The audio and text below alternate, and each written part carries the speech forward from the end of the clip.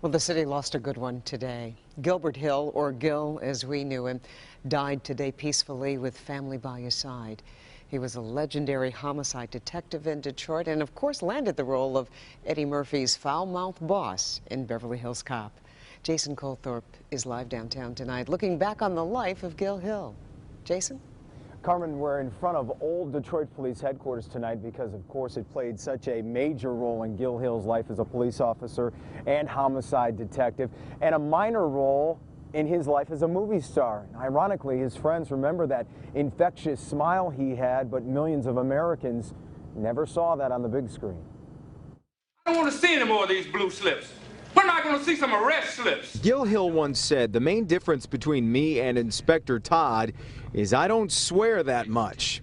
The people who worked with him at DPD going back to the 60s do swear that he was one of the best investigators this town ever saw. He schooled a great number of people in homicide investigations. Think about that in terms of you really had to be good to be a homicide investigator and to make sure that you solve those cases. Former Chief Ike McKinnon remembers Hill as a wonderful friend who looked out for the other black officers when there weren't many on the force. He was always that person who smiled so much, but who also gave you kind of a kick to say, things are going to be great for you. After Hill left the force, he was elected to city council in 1989 and was eventually president. He cared about the city and he wanted the city to succeed. I'm delighted that he had a chance to see it come back before we lost him. Former Mayor Dennis Archer agrees with many who say his role opposite Eddie Murphy did the city proud. One more time, you're out on the street.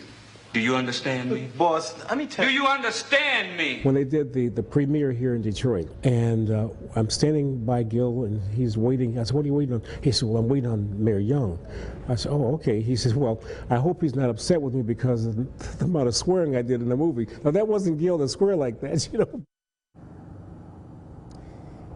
McKinnon talked about how great a detective he really was. He just had that smooth tone that could, you know, just coerce confessions out of almost any criminal. And remember, he was one of just 5 or 6 detectives nationwide from around the country that were called in to help solve the Atlanta child murders, which happened in 1979 to 1981. Gil Hill was 84. We're live downtown tonight. Jason Colthorpe, Local 4. And we were lucky to have him as long as we did. But Jason, let's talk about his role as Eddie Murphy's boss. How did he land that role? I'm sure that Ike McKinnon shared that with you too. He did, Carmen. I was very curious about it myself because I always wondered how he got that, you know, being a real cop. Well, when the movie producers were here, there's a lot of the opening scenes are filmed in Detroit, like a lot of landmarks and things. And when they were here doing that, he says he shared the story that he kind of took them around and they loved his tone and loved his attitude, and they kind of gave him a little screen test, and the rest was history. Well, he was very believable.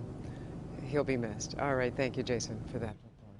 He was a riot in that role. The current mayor, Mike Duggan, released a statement tonight. It reads, "Gil Hill spent more than 40 years serving our city in the police department, and as a member of the Detroit City Council, he never stopped believing in our city and dedicated his life to making our city a better place for all. Our condolences go out to his family."